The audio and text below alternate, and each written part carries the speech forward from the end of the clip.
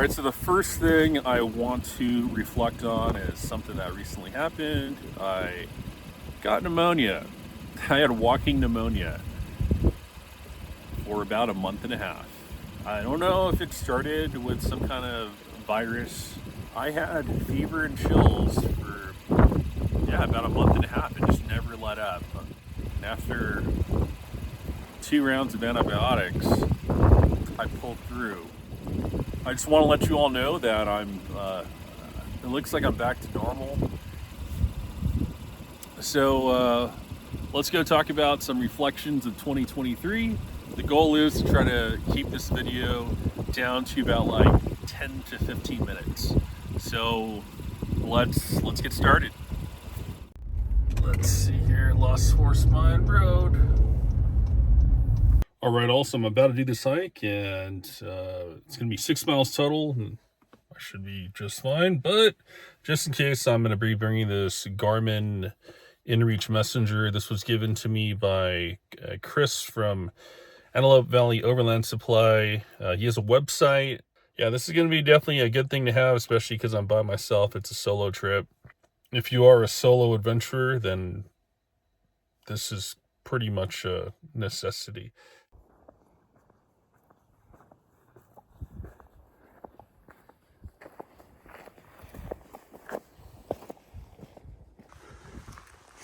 So I tell you, this would make one heck of an off-road trail. Definitely doable. I think, I'd say probably like a level 3 rating, level 3 moderate, because you could easily find your lines. This one you'd get kind of crossed up on it, but not too bad.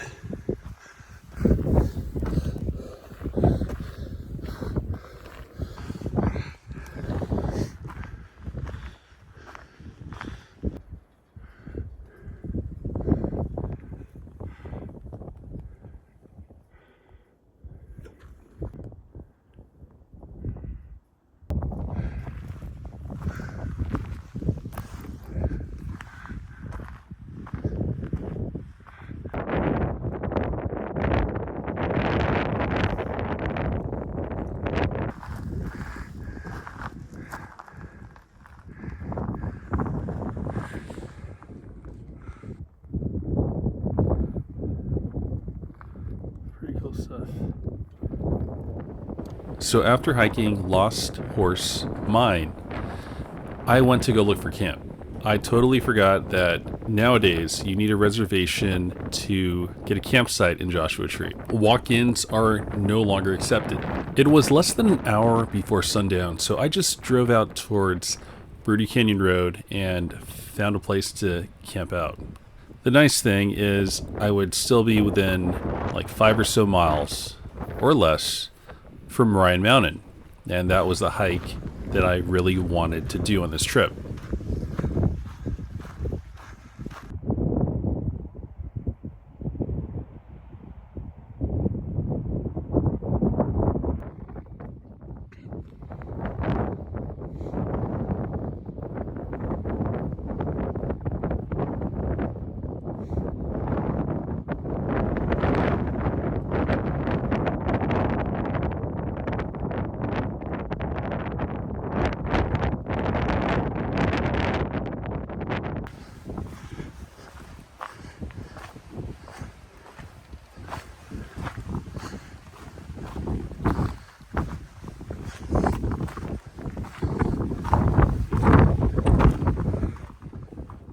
This hike up to Ryan Mountain was actually my second time, and it was a lot harder than I remembered.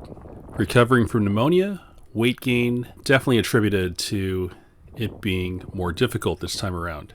Once I got to the top, I had a pretty good view of where I camped out the night before, and if there's one takeaway for someone watching this video that maybe hasn't seen a video of mine before, is that using your vehicle as, quote-unquote vehicular backpack is a great cost-effective way of traveling. I call it adventure travel. In 2023, I swapped out my fold-out rooftop tent for a pop-up clamshell. The fold-out tent would stick out sideways. That made it really hard to stealth camp. With a pop-up, I might be able to just pull over off to the side of the road at a ski resort and camp out. Another advantage of the clamshell tent, at least this one with a back extension, is it's fully framed. So this flappy rooftop tent you see here will transform into a very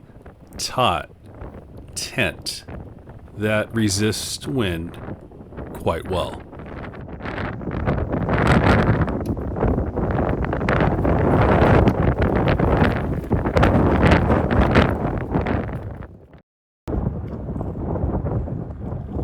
In case you're wondering what I'm having for dinner tonight, yes, I did use my microwave. What?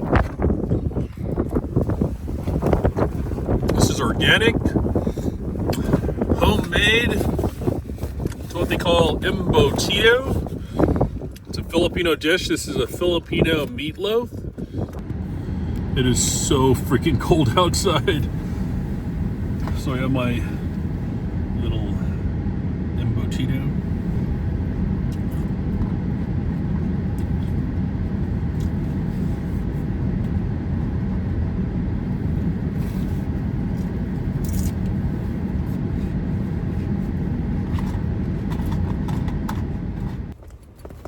Oh, here's that wind, and you can see that it is actually like the wind is behind my head, and it's blowing pretty good. It's making my head move. This is not a recovery point. This is a tow point, so it's going to be a soft pull. Do not do hard pulls with tow points. Bad idea. Not a rated recovery point, and I'm totally blind. 2023 was the year of record-breaking snowfall in California. Mammoth has had the most snow it's ever had in a single season. And you can see here that the snow was very, very deep. And one of the takeaways is to be prepared as possible. I had my vehicle outfitted with some snow chains, and it made all the difference. So I know in 2023 and maybe in previous years, a lot of overlanders on YouTube were not using snow chains, and in a lot of cases, they could have helped. They won't solve all your problems, but they definitely are a good option, at least to try. In the year 2023, I didn't take on that many technical trails. I think the hardest trail I attempted or completed was the Broken Arrow Trail in Sedona, Arizona. I have completed much harder trails than Broken Arrow, like Fins and Things, all 9 miles in Moab, Utah. Actually, there was one section where I opted to get pulled up, so you could argue that because of that one obstacle, I didn't fully complete Fins and Things unassisted by myself. I didn't. So I think I want to go back there and redeem myself in the year 2024.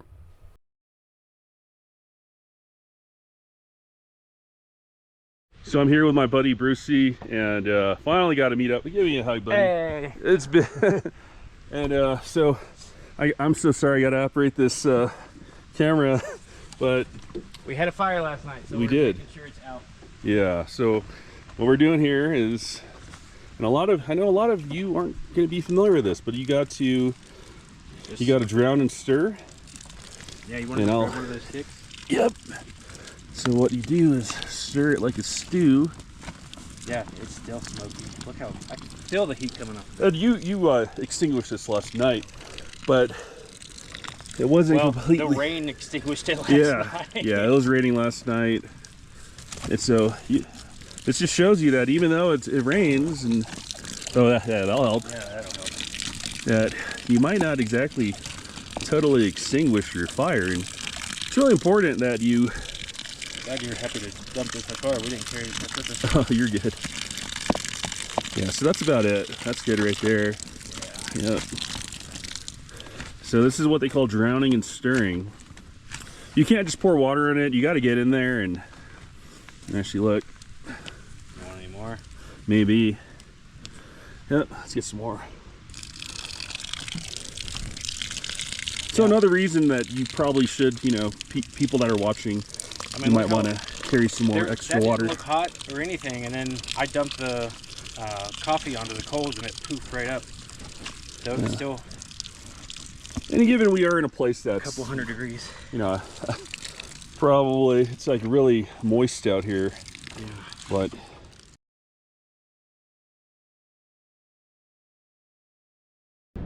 hello everybody, and thanks for tuning in to another episode. There's going to be more than just a Bilstein suspension upgrade. I'm also going to be showing you my new rooftop tent and the new 33-inch tires. All these upgrades were installed in a 3-day period, and I am very pleased with the results. So there's a lot more to reflect on in the year 2023, but that is going to do it for this episode. And I'm really looking forward to the year 2024. Happy New Year's, and I hope you have fun on your adventures.